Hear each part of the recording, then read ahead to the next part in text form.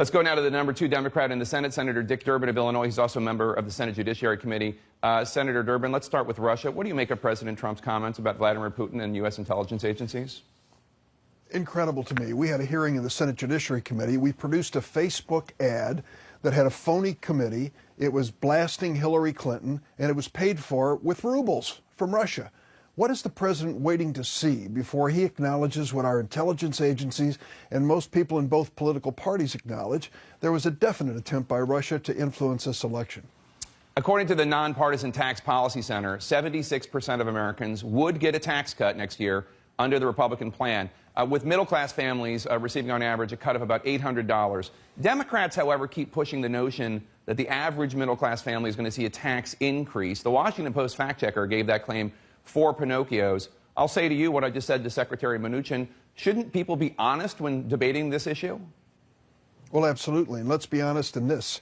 We know that the wealthiest Americans are going to get a definite long-term permanent tax cut.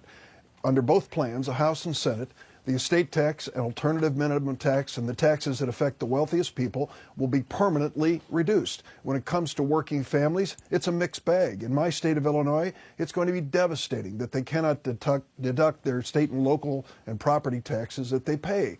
They'll be paying a tax on a tax. This is not a tax break for them, and it violates a basic. And let me tell you, there's a reason why this plan has been prepared in secret, why it's not being scored by the Congressional Budget Office as it is traditionally. It's because it doesn't add up. The only way the Republicans can make it add up is by cutting Medicare by $473 billion and Medicaid by $1 trillion.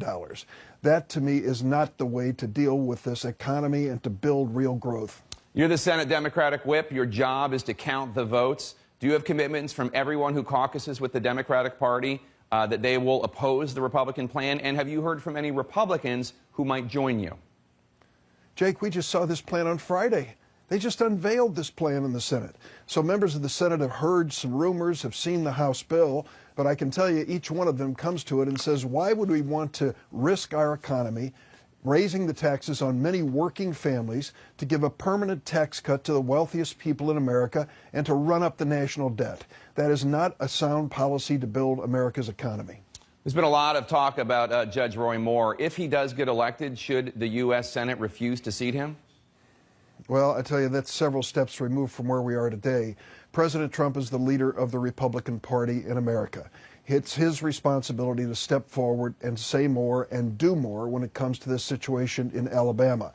Many of my Republican colleagues, whom I respect, they have strong family ties and feel very, very passionately about this, have spoken out on it, and I respect them for doing it. It's time for the president to do the same. If your colleague, Senator Bob Menendez, New Jersey Democrat, is convicted on the corruption charges, he's on trial right now, the jury is still deliberating, will you vote to expel him? I'm not going to get into the hypotheticals on either of these situations. As I said, several steps removed. I'm hopeful that when all is said and done, that Bob Menendez will be returning to the Senate representing the state of New Jersey. Senator Dick Durbin of the great state of Illinois, thank you so much for joining us. We appreciate it. Thank you, Jake.